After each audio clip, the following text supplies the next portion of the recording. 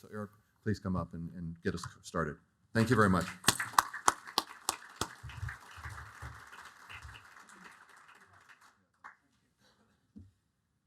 Good morning, everyone, and thank you, Michael. Very kind introduction there. And I think we're already off to a good start. Already met so many people this morning, which are super relevant to the work I do, and that I hope I can collaborate on the way forward. Because we need more meetings like this, we need more collaborations, and I'm really glad that the topic for this year, for the BlueTech Week, is the Sustainable Development Goals, its clusters, and the triple helix. And in many ways, that is what the UN is about. It's about convening people, setting clear targets, and finding solutions together. So I'm going to talk about three things today. I'm going to talk about the UN, state of affairs and the outlook seen from our perspective. I'm going to talk about the ocean. What are the key challenges and opportunities? And I'm going to talk about business. What's the business of this? And this is a beautiful stingray. Photo taken by one of our partners in the UN Global Compact, SEA, a Portuguese innovation company, which has a small monitor on its tail that will automatically fall off after a period of time, but it monitors the life and the health of this beautiful fish, which gives us data, information, and insights about the health and the state of the oceans, but also about the opportunities that are in the deep depths of the ocean. But let's first take a step back in time. 20 years ago, then Secretary General Kofi Annan called upon the private sector to come together with the civil society to take clear and principled action for a sustainable future. At that point, Global Compact was a project in the UN, and the first thing that was established was the 10 principles of the UN Global Compact on environment, on human rights, labor rights, and anti-corruption.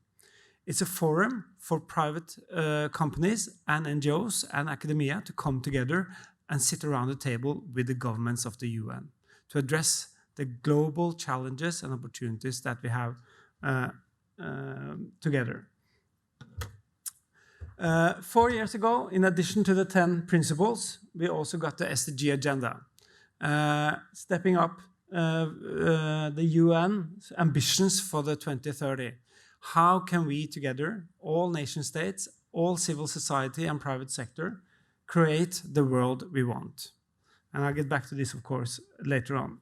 Two more words about the UN Global Compact. Today we are 14,000 entities, 10,000 companies, 4,000 NGOs, in 160 countries with 70 local networks. We are a bit different from the other UN organizations as we don't have all the 197 member states in our General Assembly. We don't have to negotiate with them, but we have a board of 10 CEOs and representatives from the civil society, and that board is chaired by Antonio Guterres. We are also an extra budgetary unit in the UN, so we have a membership fee. That is our budget. So we are not part of the annual budget consultations of the UN. So, 4 years into the agenda. The SDGs were adopted 4 years ago in the UN. And what is the state of affairs? And I like always to start with the good news. My mother-in-law, she's rather the opposite, starting her day, listening to the radio and reading the newspapers about accident, crimes, and poor weather forecasts. She likes to say the world is not a better place than when I was young. And I like to say to her that for most people, the world is a much better place today than 30, 40, 50 years ago. We see that 1 billion people has been lifted out of extreme poverty in 25 years. That's a huge accomplishment. And access to electricity, affordable, reliable electricity, has more than doubled. I mean, this was beyond many people's dream 20 years ago. And very importantly, mortality, maternal mortality has declined, and under 5 mortality is more than halved. This is really good news for a growing world population. People are mostly better off today than any time before in history. And additionally, we see that labor productivity is increased, and in general, that unemployment is decreased. And I would like to add that never in history have we had fewer international conflicts in the world. So international collaboration works, it gives us results, and it creates the society we want. But, as we all know, there are huge risks going ahead. This main photo is from New Delhi, one of the many major cities in the world really struggling with air quality. It's at very high lethal levels, many would say. I just came back from Nairobi, and walking in the streets in Nairobi it's painful. You know, you get it in your eyes, you get it in your throat, and you just want to get out of town as soon as possible. And so do the citizens. They don't like it anymore. It's extremely problematic. And it's only a symptom of a much, much bigger problem that we are facing and that we are quite aware of, all of us. It's climate change. And it's increasing. Now, scientists, the IPCC, see that we are more likely on a 4-degree trajectory than 1.5. This is the challenge of our generation. This is a huge problem that we have to face very soon and very bold. But we also see other challenges that we need at the same time to tackle. That's a part of the SDG Agenda, that all the 17 SDGs are connected. To mention a few, the gender parity gap is actually widening. After a couple of decades where gender issues has been very clearly addressed, we again see that the gender parity gap is widening. We also see inequalities within nations on the rise. Inequalities in income and increasing joblessness for youth. And the protests taking place these days in Chile is again a symptom of a more global issue that also needs to be addressed. And which we are going to address here today, we see a future where the oceans' health are at stake. Some buzzwords saying that there will be more plastic than fish by 2050 if we don't do anything. Probably an exaggeration, but it's an image that we can't get out of our head. And everybody who has been swimming lately or walking to the beaches are seeing that plastic is all over the place. One of our science partners, they found plastic in the Arctic, they have found plastic in the Mariana Trench, and they have found plastic in the most remote islands in the world. It's all over the place, and this is a big issue we all have to tackle. And again, just to quote a UN Secretary General, Guterres, our current Secretary General, if we're going to meet the 2030 Agenda, we need real bold action. And this cannot come from governments alone, it cannot come from the UN alone, it cannot come from business alone. We have to do it together. And that is what I'm going to talk about today. We cannot stay on the same path. We have to change the course. But what is that course? This is a typical image from an elevator. And I would like to use this photo today because where is the button? Where is the emergency button? And ironically, if you read the papers, you know that the funding of the UN is also under pressure. And the elevators in the main UN building in New York, half of them are closed off at 5 o'clock. And the air condition is closed off at 6 o'clock because it's out of money.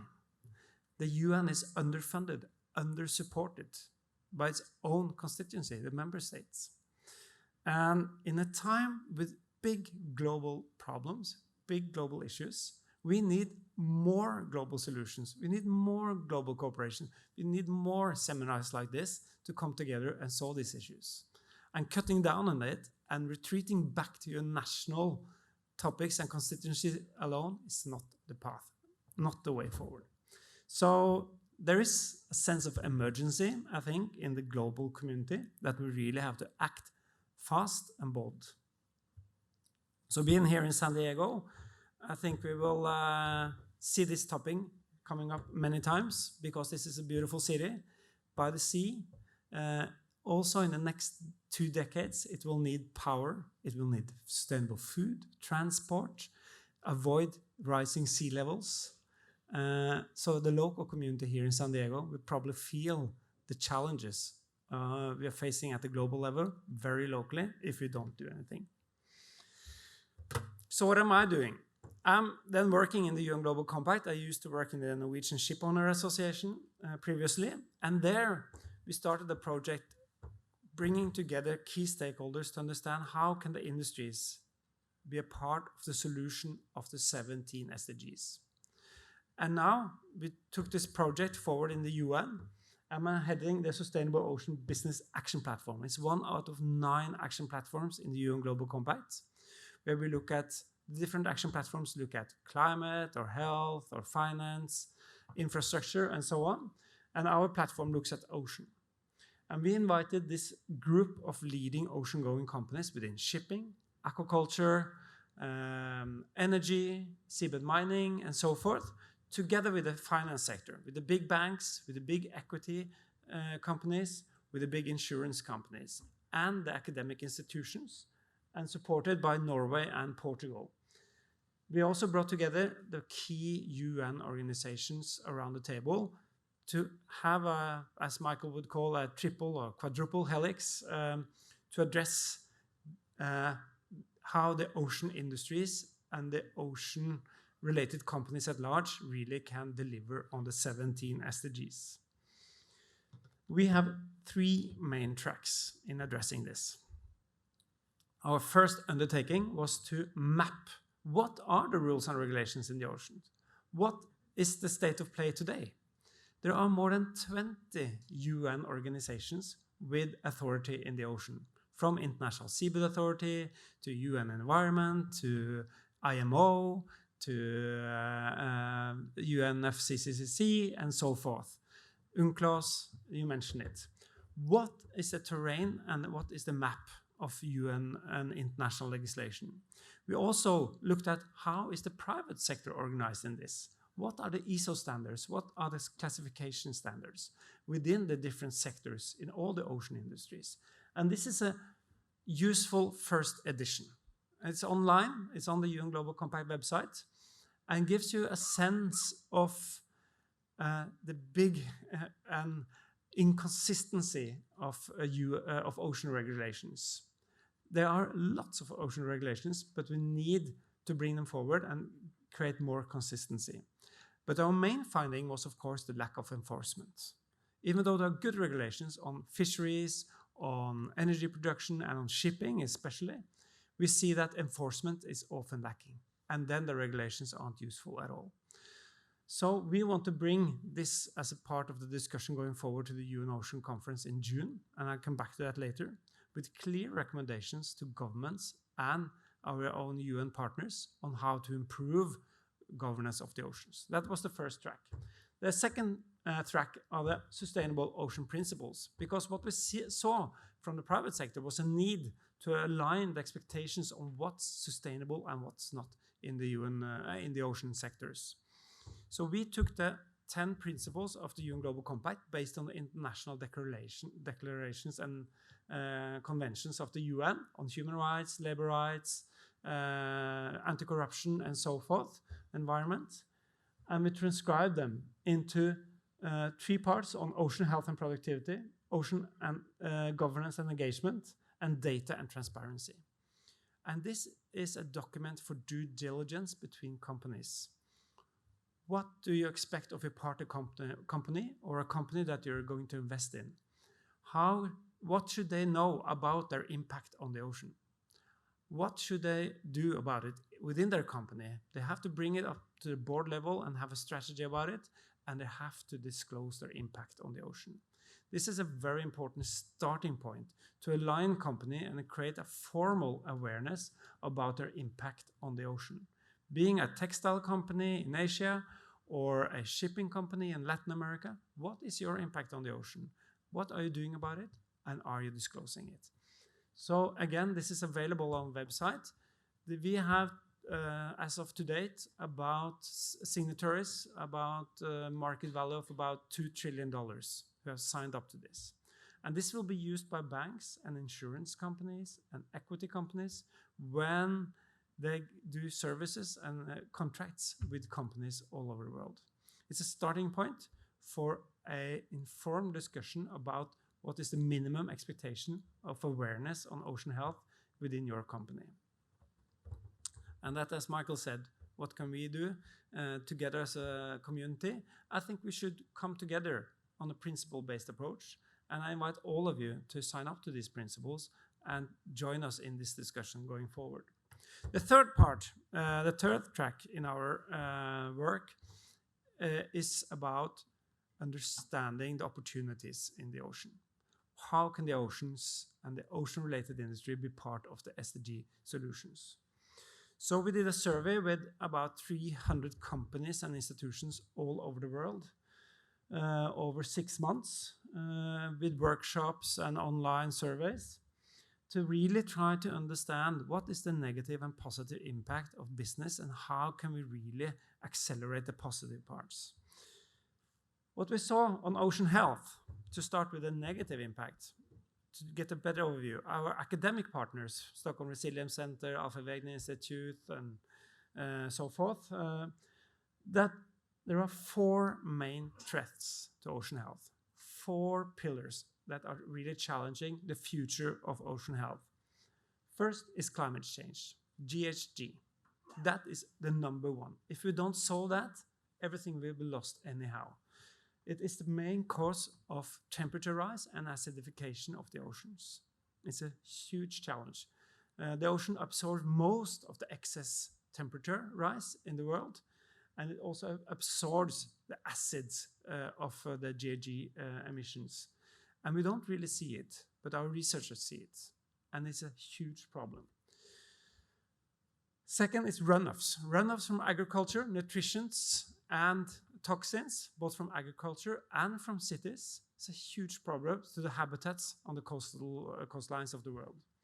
And then, of course, plastic and debris, mostly coming from land as well, is a huge problem. 1 plastic bottle lasts for 150 years. It's not gone in any time soon. And what we know is that plastic is a really working market. It's scaling up, it's growing a lot. It's the biggest growth market for the oil industry. And it's about 8% now of the oil industry goes into some kind of plastic production. That is something to keep in mind, and it's really no checks and balances on that in this point of time. The 4th challenge is overfishing and overexploitation of the marine resources. Of course, huge problem with IUU, illegal and overfishing, and something about 90% of all fish stocks are either completely fished at the highest level or overfished. And it's a big challenge that we really need to address as a global community.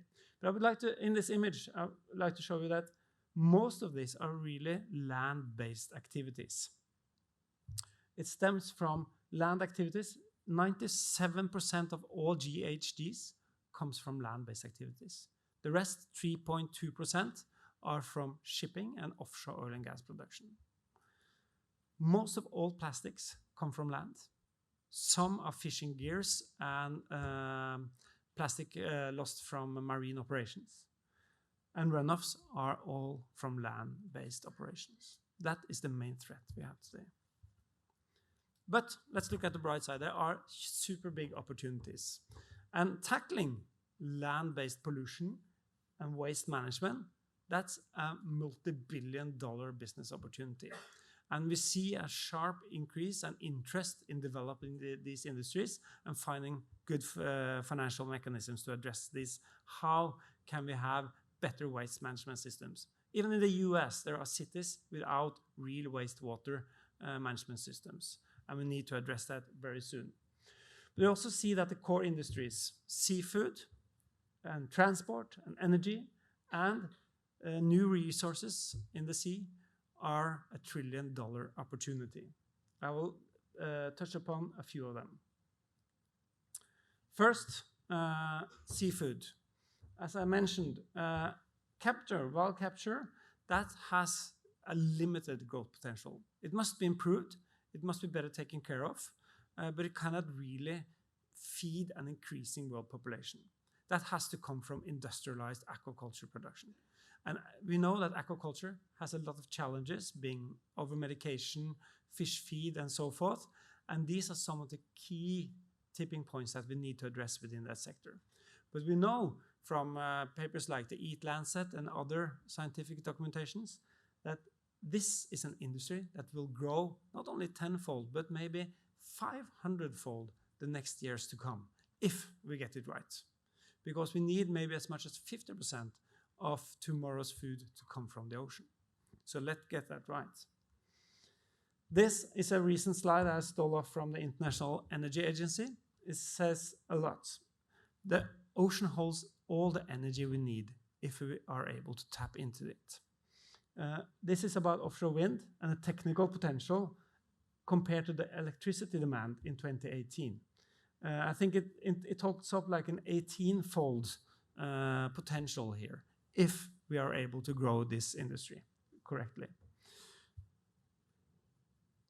And then shipping, of course, the major carrier of world trade. 90% of all world trade goes by ship. And world trade will grow rapidly going towards the 2050 with a growing world population. But we have to cut down on its emissions. Several ways to do that. Nobody has a silver bullet, and we'll get back to that in the panel discussion afterwards. The industry is looking at all kinds of aspects of that, from software to hardware to propulsion to design, etc. But this is a huge business opportunity. This is a fantastic industry to tap into because it has to change, and it will change. And in addition, of course, the idea of a cluster is that these industries are just representing the top of an iceberg. Because we need yards, we need ports, we need a finance industry, a classification industry, tech industry, crewing, service industry, for all these core ocean industries to move forward. And this, I think this room represents all of this at some point.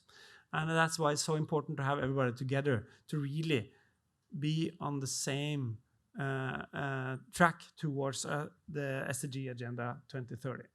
But so what?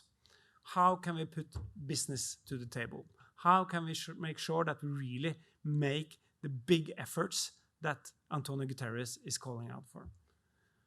Well, I think this is Finance 101. This is Business School 101. Money never sleeps. The big money is never asleep. When you put $100 into your saving accounts, the bank immediately lends it out to somebody else. But who is getting those money? Well, we see a new risk aversion in the market.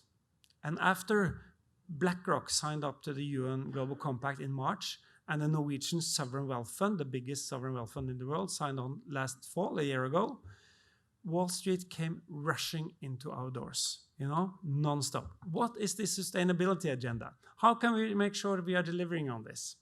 What are the targets? What are the expectations of the companies to really deliver on this agenda? Because there's a risk aversion, not only for negative financial risk, but to have your money invested in the company engaged in child labor or environmental spills, coal plants, etc., to have a negative risk. But they also want a positive risk. How can we invest more smartly into renewables, into new sources of protein, into new sources of infrastructure? So what we are seeing is that pension funds, institutional investors, banks and private equity suddenly has this on top of their agenda. This is the competitiveness in the finance industry these days. And green bonds, I think most of you have heard about green bonds, where you can issue a green bond if you have a renewable project or a positive and GHG project in your portfolio. And there are certain criteria, they vary a bit. I would say there are about 50 shades of green out there on how to qualify a green bond in Europe and US and Asia. But the market is in high demand for this. And the bond market, where the corporate lending and municipal lending market, is twice as big as the stock market in the world. And 2% of that are green bonds. But that's not enough. You know, some of the European pension funds have targets as high as 30% of their pension fund should be in green bonds, and they're not enough. And there's another aspect of that, is that when one pension fund buys a green bond, it doesn't sell it off. All other bonds are sold almost at an annual basis. But the green bonds, they have to have a certain amount of them. So they get stuck for the 10-year or 15-year or 7-year period they're running. And this is very interesting because the demand is so high for these financial solutions. So where does the money spend the night? They are now looking for SDGs, good, clear solutions. And we have to find unified solutions that the industry and the government and the academia, the science-based solution, agree upon. Just over 2 months ago, we in the UN Global Compact issued a concept note about SDG bonds, general purpose bonds for SDG strategies. So if your company have a clear strategy on the SDGs and you have a specifically defined KPI on that, you can issue an SDG bond. And the first issuer was Enel. It's an Italian energy company that set a very clear target that they were going in 5 years from 46% renewable in their portfolio to 57% renewable. Very sharp increase compared to the last 20 years. $1.5 billion bond put on the market, oversubscribed 3 times. 2 weeks later, they issued a 3 billion euro bond in Europe, oversubscribed again 4 times. So there's an enormous appetite for this because the market wants sustainable solutions. They want people like you to come up with your solutions, big time, big time. And this is big structural changes that we see in the financial market that we need to address in a very clear and present way going forward. So based on this, we are following the money. We're trying to understand how we can follow the money all the way to the blue economy. And we are now in dialogue with some of the key financial institutions in the world, looking at how we can design something called a blue bond. How can we identify the 5 tipping points addressed here on aquaculture and seafood, on transport and shipping, on energy, offshore renewables, on new resources in the seabed and mapping the ocean, as well as waste management. How can we define clear KPIs with the industry and then start the issuance of blue bonds and blue investment portfolios? That is something that the Wall Street and the finance markets, both in Europe, in the US and Asia, is now deeply interested in. And we want them to be within the framework of the Sustainable Ocean Principles. So, to get this done, we are trying to work with as many people as possible. We have networks in 70 countries.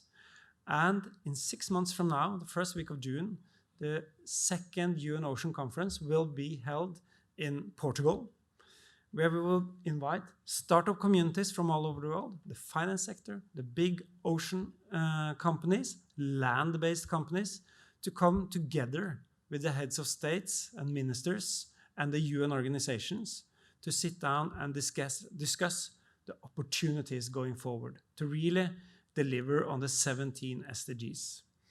And we are inviting all of you to come. The registration will open in medio February. There's a preparatory committee meeting in New York in February.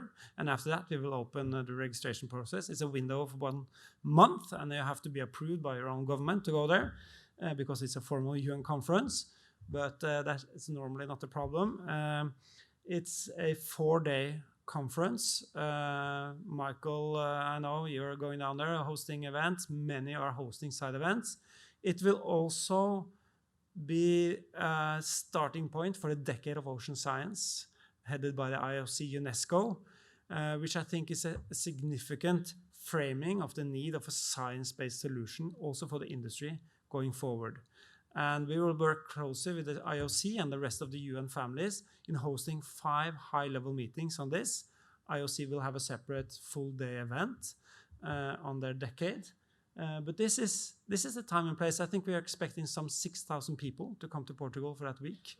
And we will have hackathons, we will have seminars, and we will have formal meetings with heads of state to really set the agenda right.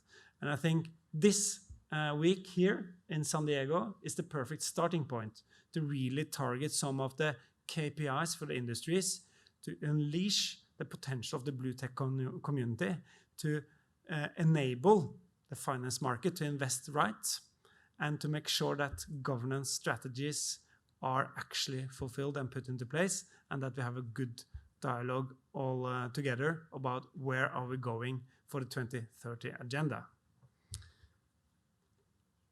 And that was my opening keynote about the UN, of the ocean, and what the business is all about regarding that. So, thank you.